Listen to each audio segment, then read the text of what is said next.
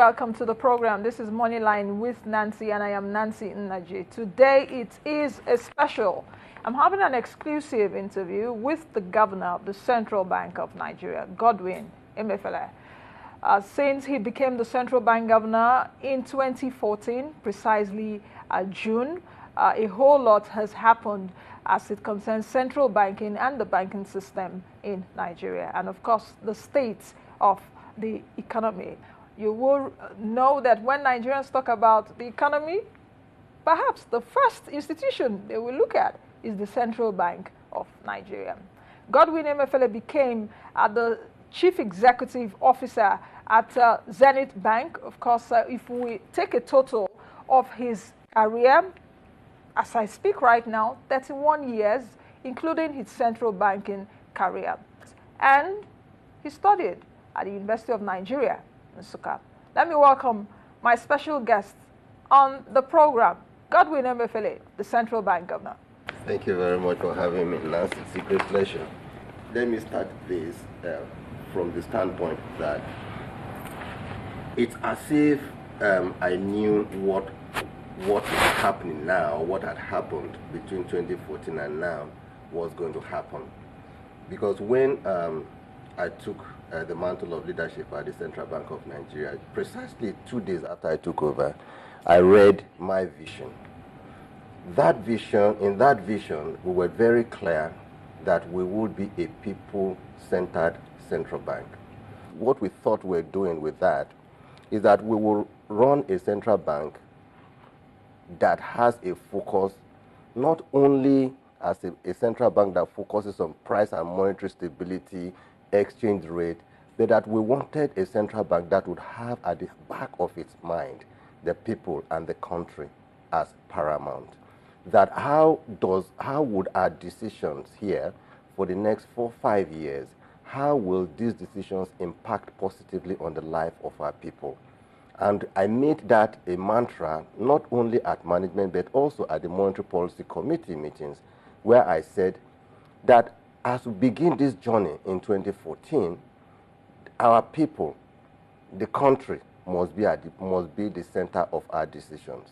That even if you want to take a decision to say, look, you want price inflation to come down, you want interest rate to come down, it shouldn't just be as simplistic as saying you want inflation to come down, you want interest rate to come down, you want exchange rate to come down.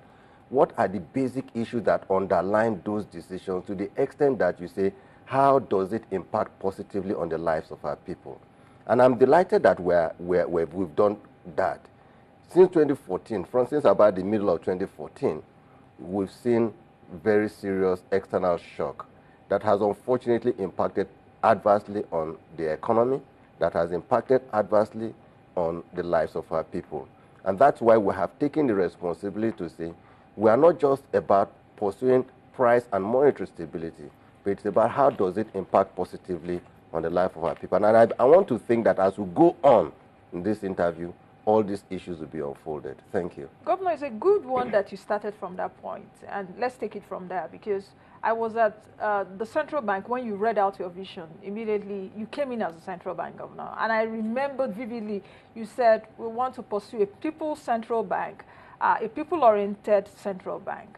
Do you think that after you made that speech and after you gave out your vision, a series of attacks came? Perhaps people did not want you to have a people's central bank. What do you think?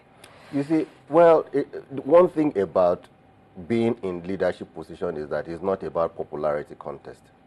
It's about doing what you think is right, and in this case, what we think is right for our people.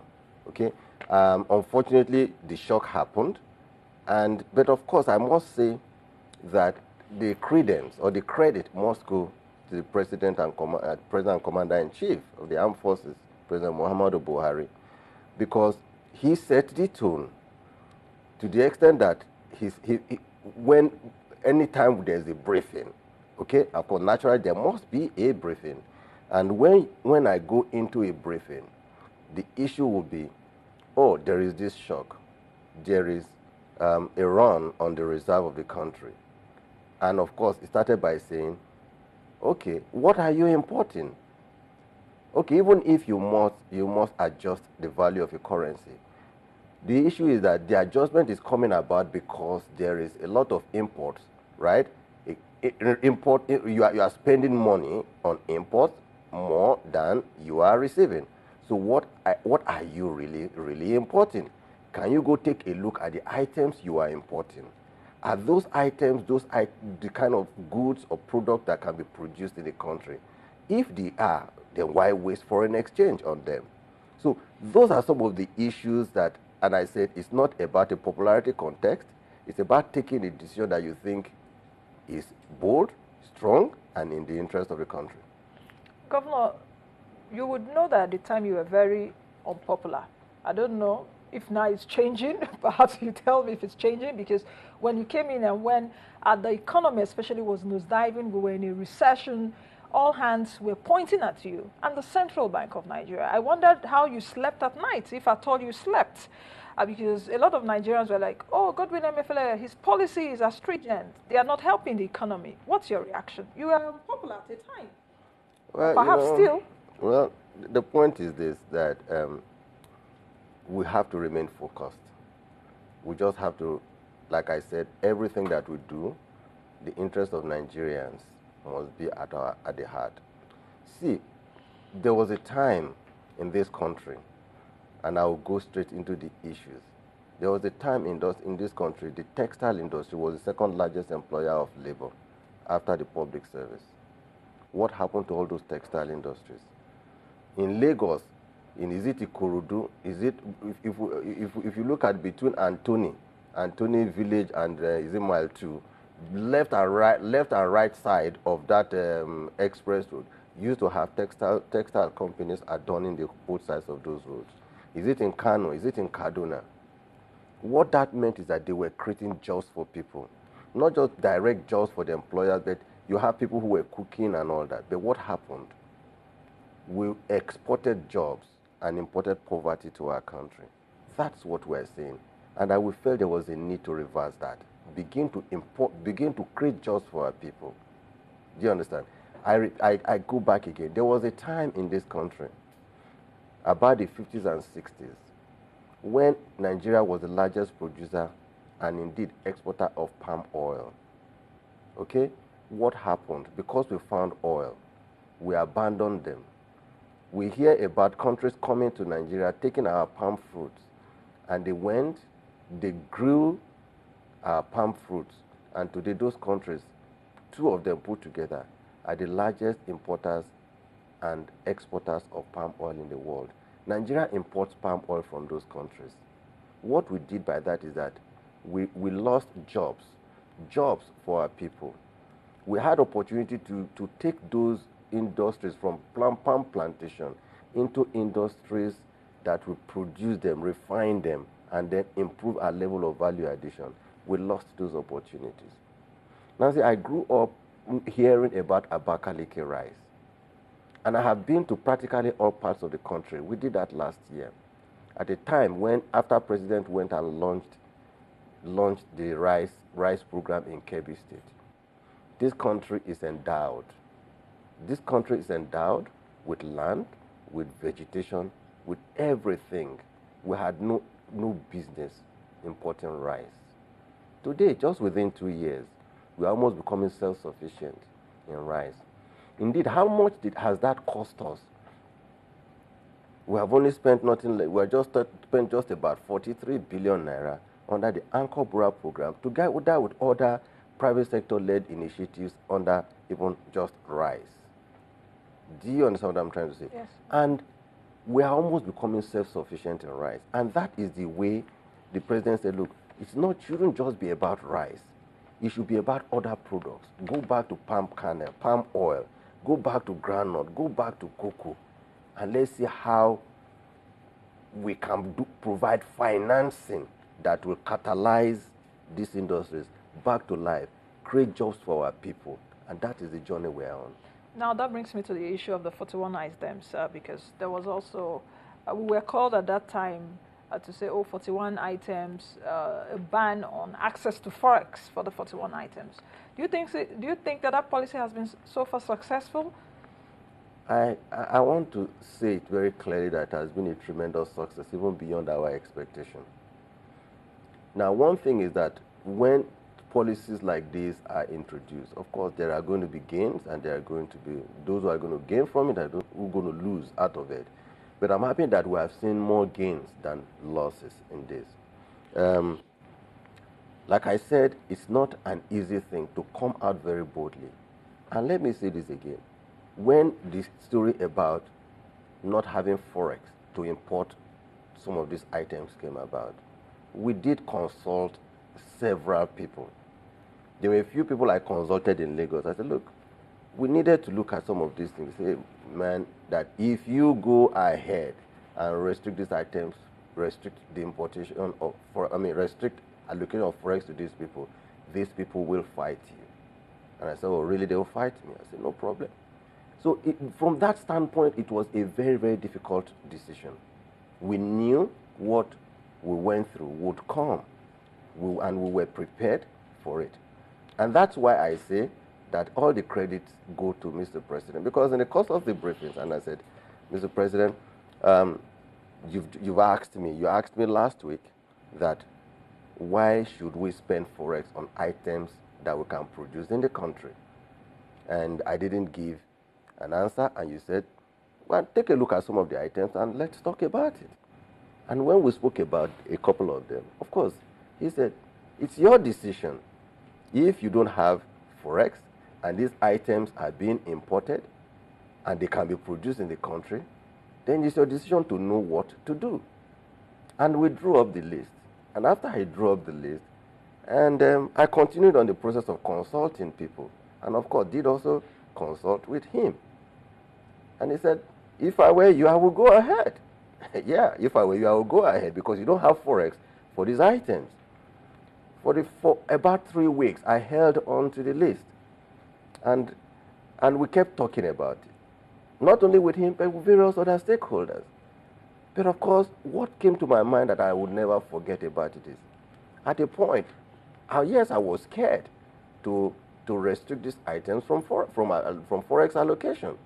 But the last word I got from the leader is, why haven't you started this program of restricting them from forex? And I said, sir, I'm very scared because these people are going to fight me. He said, oh, really? They will fight you? If they fight you, it means they fight Nigeria. Go ahead. For me, that was the tonic I needed to say, this journey must start. And that's how we started the journey. And I'm happy that the results are there for everybody to see. Now, when I keep talking about it, we were castigated to the point where the economists got out and said, look, we didn't even know what we were doing, to the point where we went into a room and we were just thinking of various items, and that we're not even ashamed to even pick common toothpick. And I will give you an example. Toothpick can be produced in a factory that is less than 1/8 the size of this office. Right? What does it take? Just bamboo sticks. But today, in Ogun State, in Abuja, we have young school leavers. Young school leavers, after NYSC, just acquired the machine with less than $50,000. And today they are producing toothpick. Those toothpick that we are producing in Nigeria today is of a better quality, stronger, and cheaper than the imported alternative. That is creating jobs, not only for themselves, they're creating jobs for other people. I go back to cassava. Nigeria is today the largest producer of cassava. One of the products that can come out of cassava is starch and glucose. We were spending millions, tens of millions of dollars importing starch and glucose into Nigeria, whereas we have very many companies that could produce starch and glucose in Nigeria. These companies became moribund, almost dead. And I give you an example, to the point where these companies will go to those multinational companies that need starch and glucose for their pharmaceutical formulations. They will tell them, we will come back to you to buy your starch when our stocks run down. Their stocks never ran down. It was after the introduction of this restriction on forex that the likes of Nestle, Unilever, today that company called Saltry, somewhere in Oyo State, today the orders that they have to produce starch and glucose, they can't meet it. They have created jobs for people. That company and many others have come back to life. Those are some of the few examples. Am I going to tell you about rice? Do you know how many millions of, how many thousands of farmers have become millionaires as a result of we adopting the Anchor Bura program? You can go for yourself to different parts of the country. There is not about us going around. You are a television or a broadcast company. Go for yourself and see. So you can tell the success of this program. How about, what would you tell those that say there's not so much inclusion, especially for the Anchor Borrowers program in the area of rice, and that the local rice is still more expensive than the imported rice?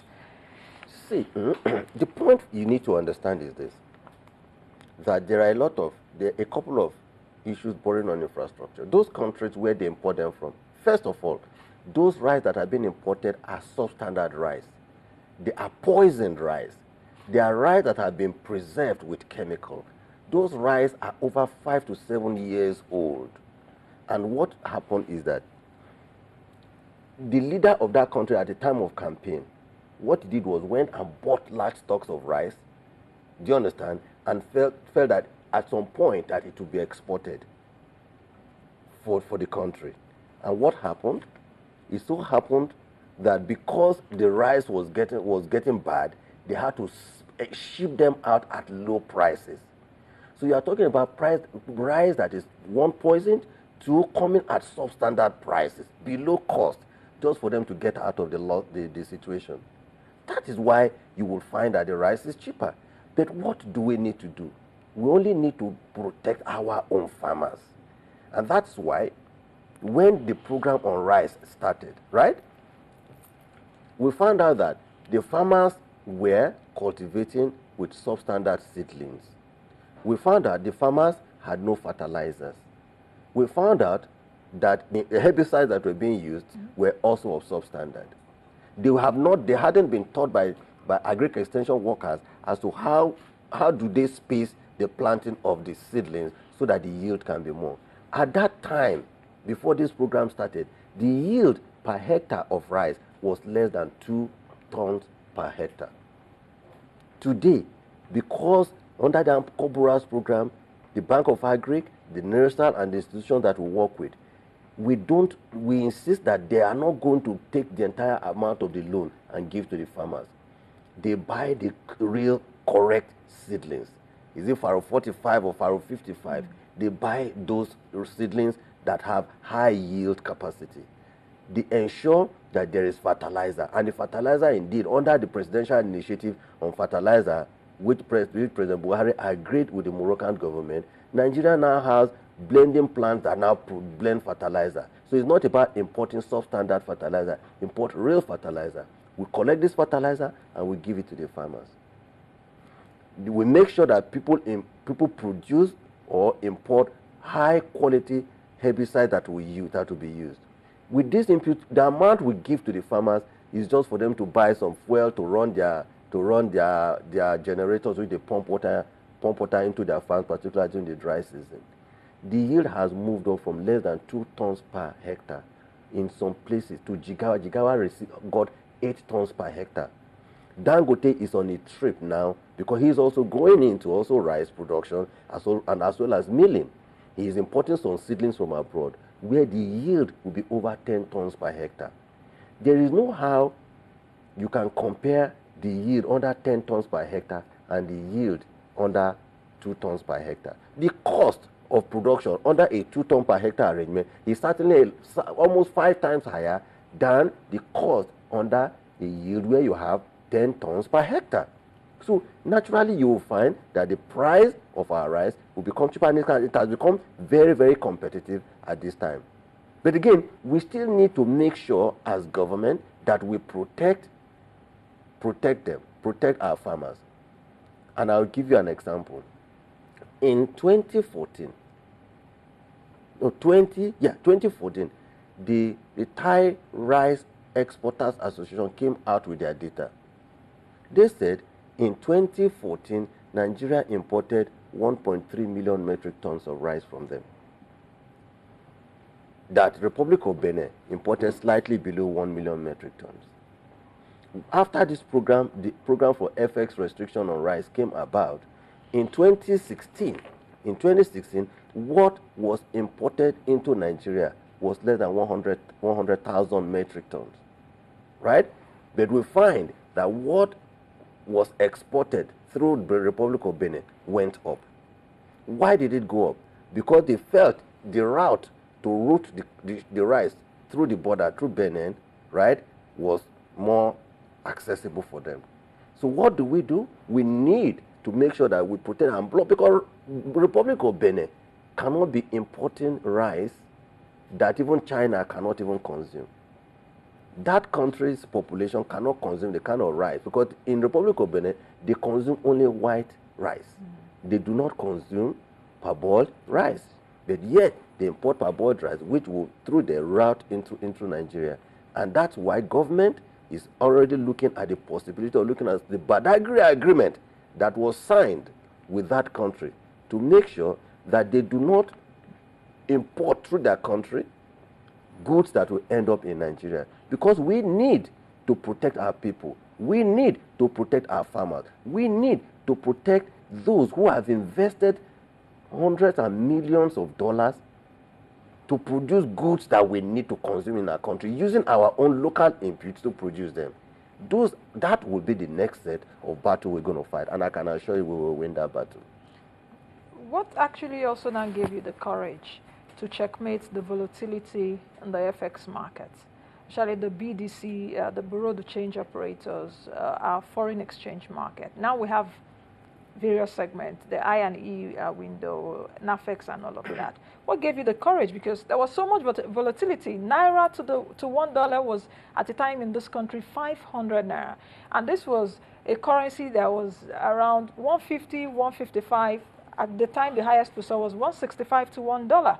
And at that time, 500 Naira to $1, everybody was crying. But now, there seems to be relative stability. But a lot of people are saying, can we still also go back to the days of $1 to perhaps 200 Naira to the dollar? What do you have to say about that? Well, thank you very much, Nancy. You know, again, these are part of the challenges of policy making. Like I said earlier, we came from an arrangement where for 5 straight years, from 2009 to 2014, the price of crude averaged $110 per barrel. The price for 5 straight years. Indeed, in 2008, the country's reserve, September precisely, was about $62 billion. So at that time, we had everything that we needed. There was not going to be anything like a currency crisis or foreign exchange crisis and the rest of them. In fact, banks were begging customers to come buy Forex, but nobody wanted Forex because they felt we had more than enough and that I can easily work. Why should I be in a hurry to go and buy Forex when I know that anytime I need, I can always get it because the reserve was robust? That was what happened during those periods. And we had a lot more opportunity during the 5-year period from 2009 to 2014 to build reserve. But I don't want to go through the story about what did we do. But in fact, what happened from 2008 when reserve was 62, we found that reserve dropped.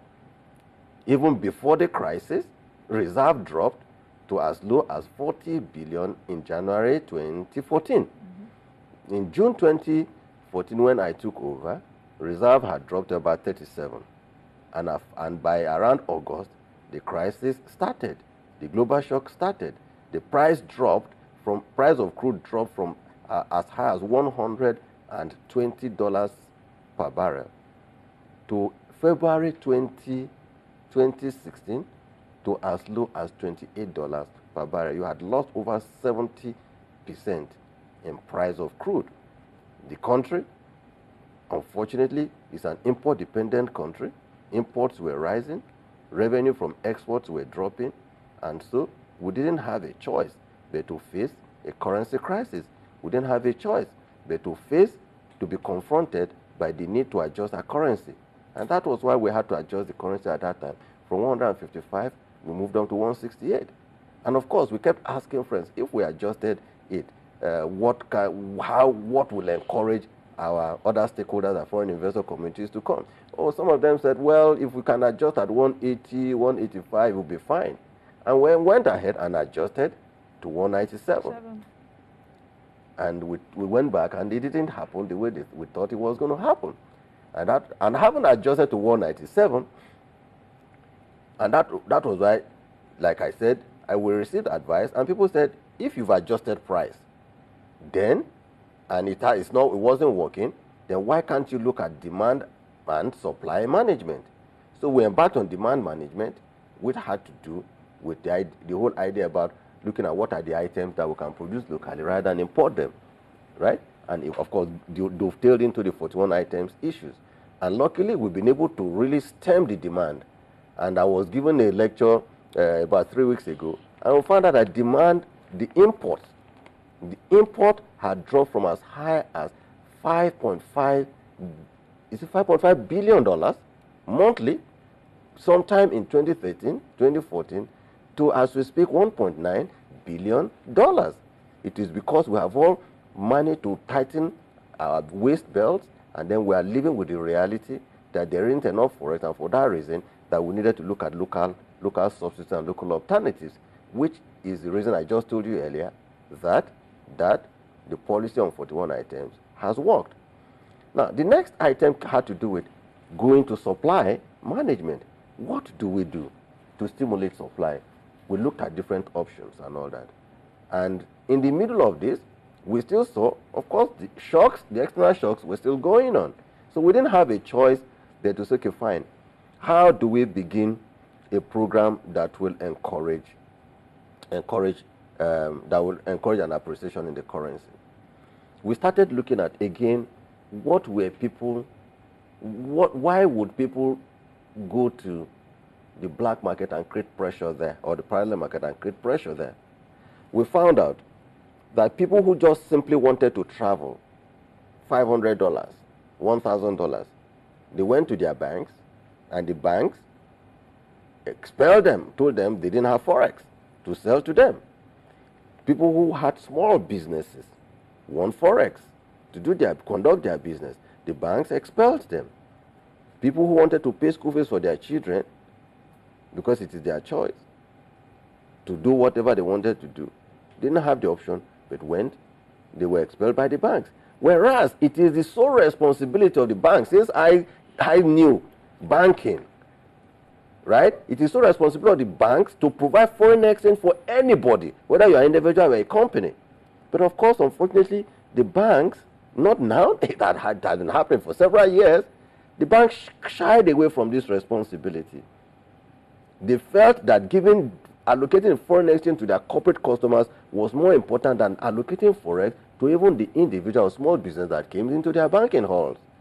And we said no, that would not happen. And that was how we began the process to say, listen, banks, it is your responsibility to make sure that if Nancy wants to travel abroad, he should be able to walk into your teller point and buy forex to travel.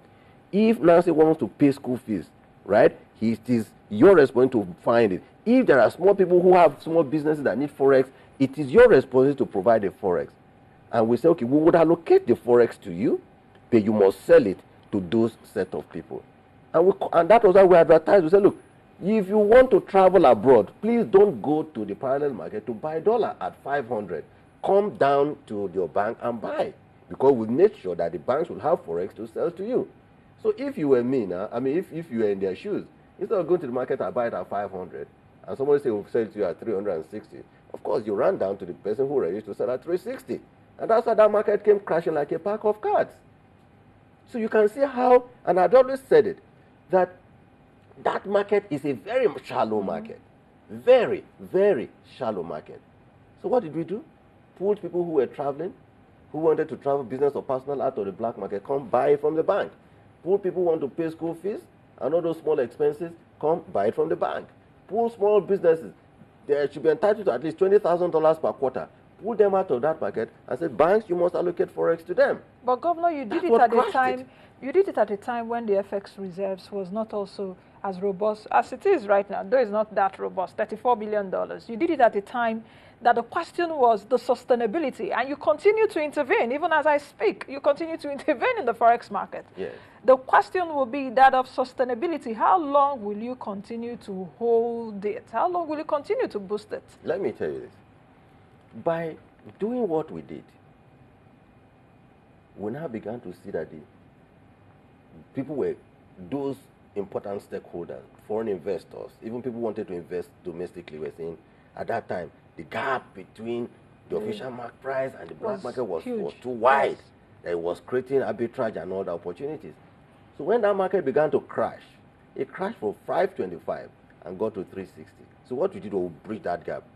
And by bridging the gap and then ensuring that we continue to intervene, a lot more confidence was restored into the market. By restoring confidence, in saying that you didn't see the kind of volatility you were seeing before any longer. You saw a stability in price. So people became a lot more confident. Okay, yeah, I think since it is stable at around 360, 365, 362, 363, I think that gap is substantially bridged and all that. So for that reason, we can begin to do business. And that's why you've seen that now we are on a journey of even building reserves, because more and more people are now bringing in their foreign currencies into the country, and what we would have spent, we are now saving it, and that's why the reserve is going up. And I can tell you happily, as at yesterday, the reserve has hit $35 billion. Okay. From $23 billion October 2016. How much sense does it make that our budget is predicated now on 305 naira to $1 when it's 360? No. The market, the point is this: there is a budget. It's a budget price, which is anchored on so many parameters. Do you understand?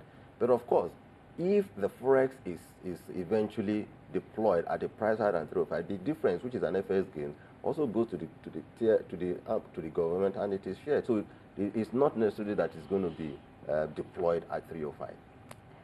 Governor, let's talk about the banks. The almighty banks in Nigeria, which you also came from.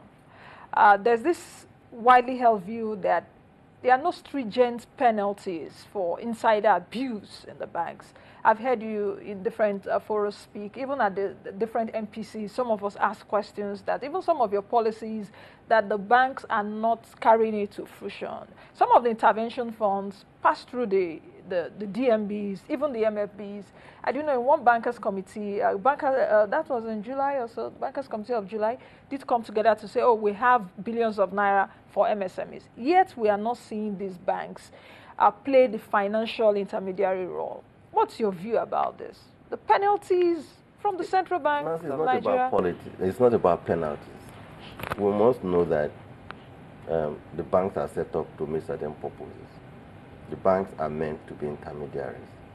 The banks are an important sector that will help drive growth. And I can tell you it's easy to destroy, but it's not easy to build.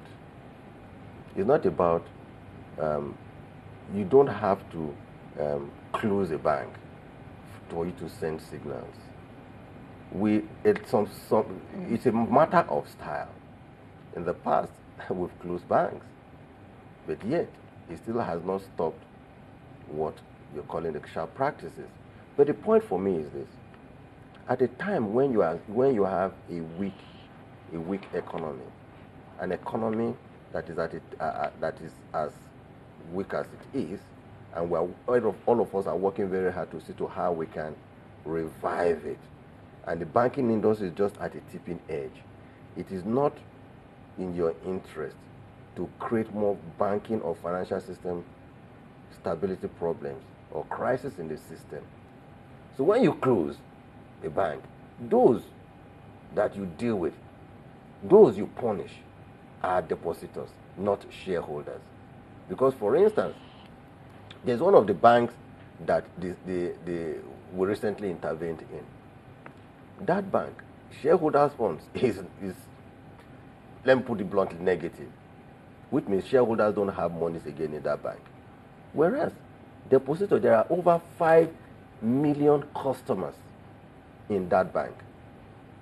Do you understand? So what would I, the governor, what would government tell 5 million people at a time when we are grappling to get the economy back on its feet?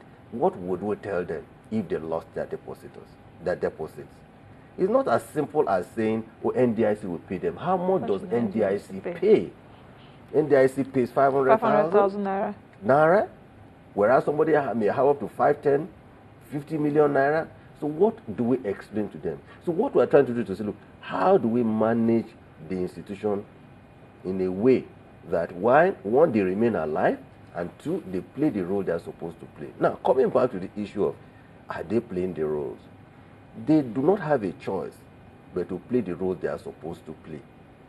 And that is what we're trying to see to it. Do you think you are more understanding since you came from that sector? No. It has nothing to do with... That you are not as strict with them? No, it's not. It has nothing to do with being strict.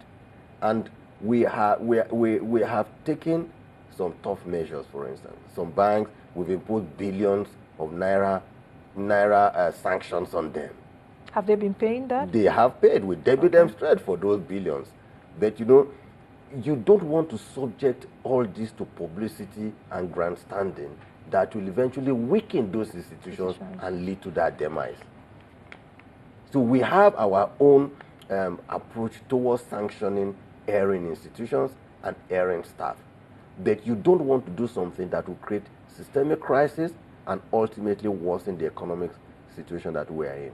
That's basically the idea here. Now, that we are trying to make sure that they perform their roles.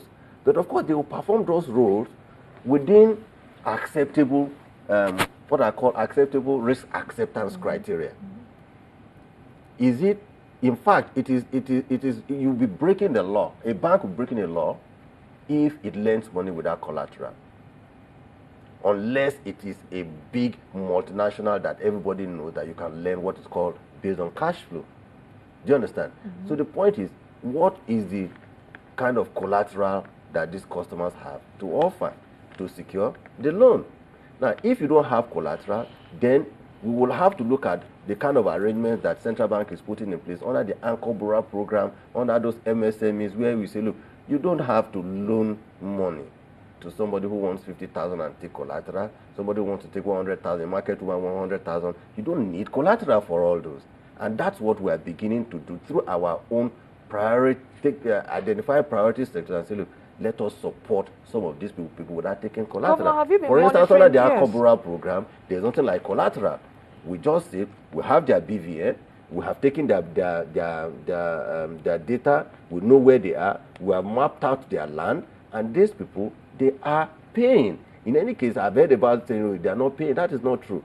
You don't give somebody who is into farming a 3-month loan. You need to give that loan for an extended period of about 3 to 5 years so that he can turn that money over, so that in 5 years when you're asking for the money, he can easily pay you back. But the important thing is this: by doing that, you've empowered him. You've given him money. You've given him seedlings. You've given him fertilizer. And with that, he's able to turn over that money, and you have improved his wealth in the community. Those are the people that truly need our attention. And that is why the central bank, through its various interventions, are looking at those vulnerable people, those weak people, and putting in place special arrangements where they can access credit without necessarily providing collateral. But is it still a problem of accessing those credits? It's still very difficult, Governor. Even the MFBs, the microfinance banks, those people go to those categories of banks, and yet they are giving interest rates of 25, 28, 30%. They are told to bring collateral. I understand there's now what we call the collateral registry. As a woman, I can take my jewelry because I don't have access to land. I take my jewelry, I go put there as collaterals. But what you're just saying right now, that for some facilities you don't need a collateral. People don't know that, and it's difficult. I'm at this opportunity to say that facilities as small as 50,000, 100,000, you truly don't need collateral. In fact, these are the people who are very vulnerable, and we just have to trust and believe that they will take the money. In any case, somebody takes 50,000 and 100,000. He's so weak that when you intimidate him, he's going to pay back your loan. Those are the weak people along the chain. Okay?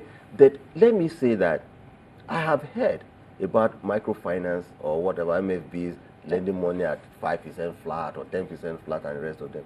I'm sure those MFVs are not under our program. Anybody, any MFV that is under our own program cannot loan money for these small businesses at more than 9%, because we insist on it, and we insist by telling our development finance officers that are in every branch of Central Bank of Nigeria all over the country to go around, visit them, or even interview or receive questionnaires, surveys from from people, or even protest letters. Is it protest letters you call them? From these people who are protesting. And if you find an MFB or an institution, a bank that is under our own program, on our intervention program, lending those monies to those people at higher than 9%, we take them off our program and we sanction those institutions. Governor, let me ask you this question. How much political capital do you have to carry out your policies? Political capital, because I don't understand what you mean by political capital, because I'm not a politician. I am here to carry out my banking jobs and responsibilities. What is uppermost in my mind is Nigeria. What is uppermost in my mind? Nigerians. I sleep, I wake up, I think about how can this country, how can we improve the lot of this country, where population grows at an annual rate of 3%. Now, what I'm saying is today, 2017, where Nigeria's population is being projected at about 150 million people, growing at 3% means that in the year 2020, Nigeria will be 205 million people. By the year 2050, will be the third. Will be a population of 450 million people. The third largest. Now, the third largest populated country in the world. Yes. What do we? I sleep, I wake up, I fear that we must do something, and that is what kicks me up from my bed. And I said, what can we do? The interest of Nigerians must be uppermost in our heart, and that is what we must do. Otherwise, if we don't, I don't want to predict what will happen.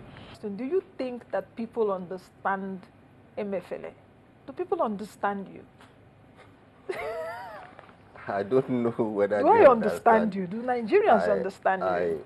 I really don't know, but they will have to tell by themselves whether or not they understand. But I think what we're trying to do is, like I said, trying to understand us should not be about us getting into publicity bliss, but it's about doing the work and let the results show.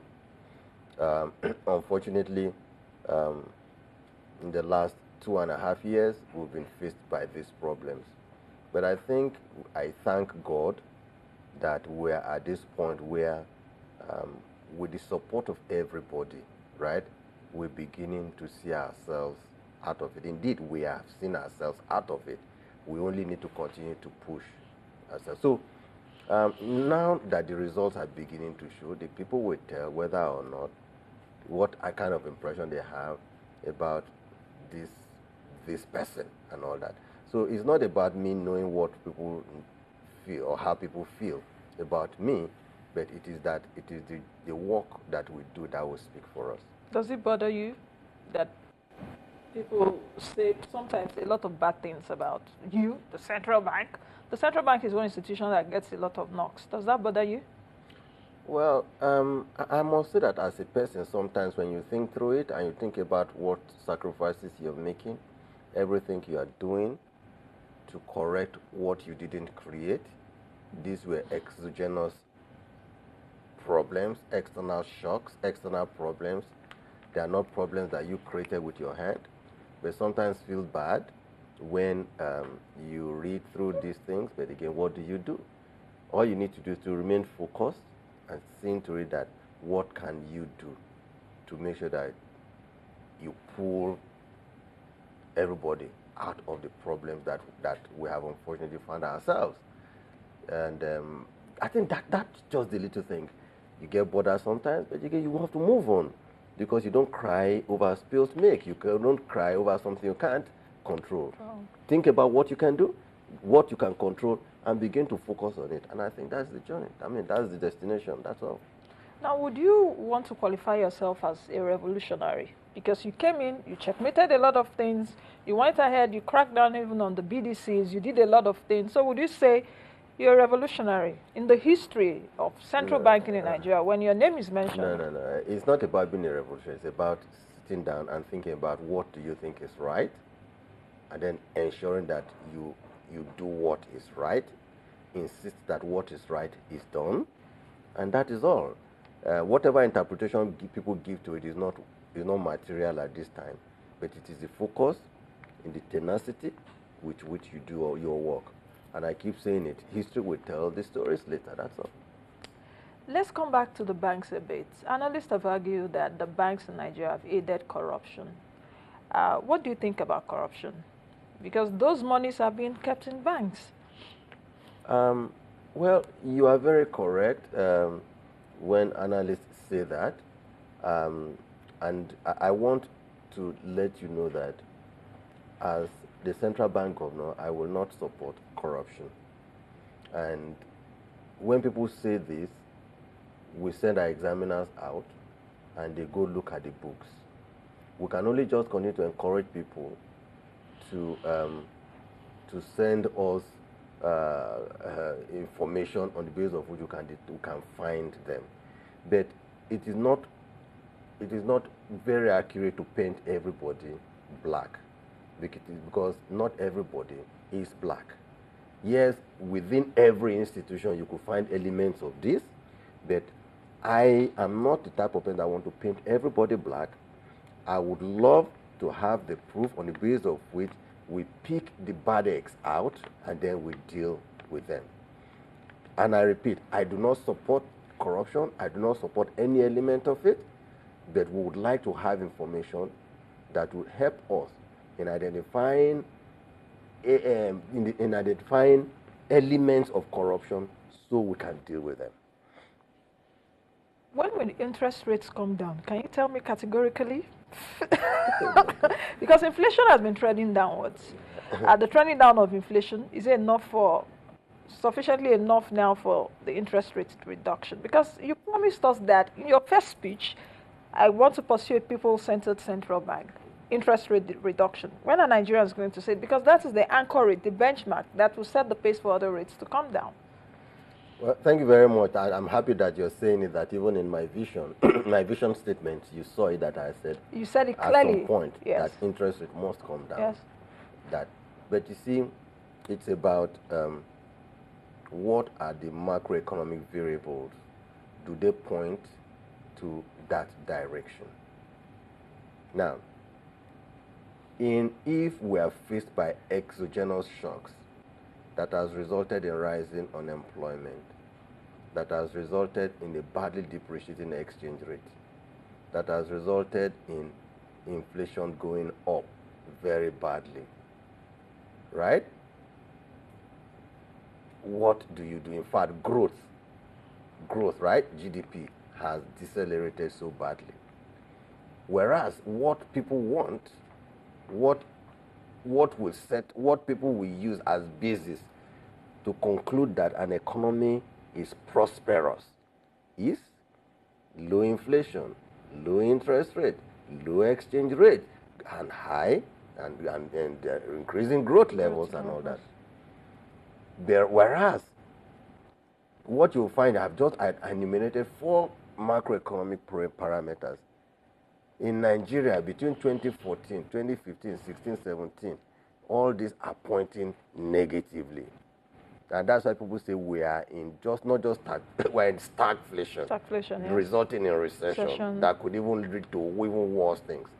And so it's like in chemistry, where people call, you have various, chemical items, yes, chemical yes, reagents you put in a chemical process, right? And you are trying to achieve what is called an end point that is good, right? So you will need to balance the various factors, because you want a strong exchange rate if you can have it. You want a low interest rate if you can have it. You want inflation to go down if you can have it. But economists will tell you that interest rate, exchange rate, and inflation and interest rate move in inverse directions. So How do you therefore apply yourself, given the tools that you have at your hand, to say, how can you achieve a balance that takes you toward prosperity and growth? That is the point. Now, so we got to a point where even central bank itself could not even meet its targeted inflation rate. It targeted between 6 and 9%. By January 2016, inflation was 9%. 9.62%. But by January 2017, inflation had hit 18.7%. Right? Exchange rate had trended towards 500. These were not good signs. Growth was negative 2.3% during the third quarter of 2016. These were not negative signs. Faced by this, what do you do? Now, we came out in central bank with a study that where the conclusion was that if inflation trends above 12%, right, there is nothing you will do. It's an acceptable result of a research. Nothing you will do, growth cannot happen.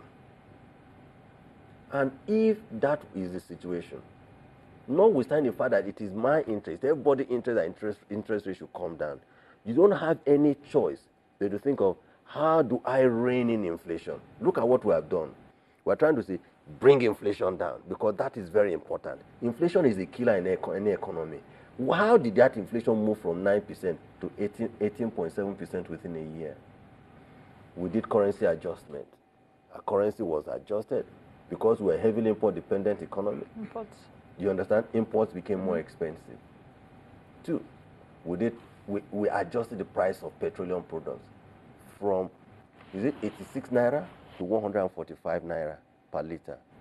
That alone is a killer.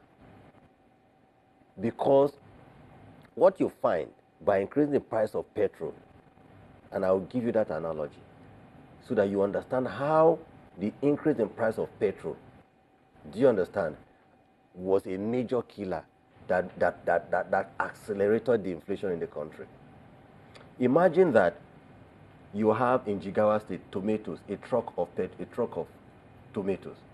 The transporter, because price of petrol moved up by almost 68%, that transporter increases the price of his transportation from Jigawa to K2 in Lagos. In fact, say to Abuja, right? Increased by 70%. When that tomatoes gets to, say, Wuse market, right? It is offloaded. When it's offloaded, somebody comes there to buy maybe 5 baskets, yes, 3 baskets. The woman that is going to sell that tomatoes increase the price of his tomatoes by about 68%. She carries that tomatoes because she lives in Maraba and Nyanya. She carries that tomatoes from Wuse market and goes to Maraba and Nyanya. He gets to Nyanya. In fact, the transportation cost increases from Wuse to Maraba by 68%. That is 3 legs already. Yeah? She gets to Maraba or Nyanya market, where she's selling it in 50 naira, 100 naira, 500 naira for the person who wants to buy. That person also increases the price by 68%. That is just by adjusting the price of petrol by 68%. You can see the multiplier effect on 4 legs. So that's why we saw the rate of acceleration in inflation. And we felt that something must be done. If we do not stem it, and it continues this way, it will be a killer, and you can never achieve the kind of growth that you're looking for. So that's why Monetary Policy Committee said, you know what? The one way we must rein in on inflation by pursuing our price and monetary stability objectives. And to do so meant that we needed to rein in inflation. Rein in inflation meant that you need to adopt a sort of tight monetary policy. And adopting a tight monetary policy meant that interest rate couldn't just come down now. Okay? While doing that, we were focusing also on the exchange rate. And luckily, we've been able to tame it down to a level where we can say there's a relative level of stability right now. And I can tell you, with the way we're going, building reserves trending at 35, I'm sure by the end of this year, with what we're seeing, what we see on the table, we will close the reserve with close to about 38 to 40 billion. as we are building reserve to a point where we feel we are strong in terms of exchange rate, and then you manage to hold on to inflation and pushing it down. And like I said, I'm positive that yes, it's at 15.9 now, but I'm positive that sometime around early next year, it will trend downwards to close to about 12. So we can hit our targets for 2018. So once we hit those targets, I can assure everybody that interest rate will be on the downward spiral, because even at that time, when the interest rate begin to come down, because you have built your reserve, do you understand? Anybody who feels he wants to fight you, then you have enough buffer to really attack them. So the market will remain stable. I'm so optimistic about that.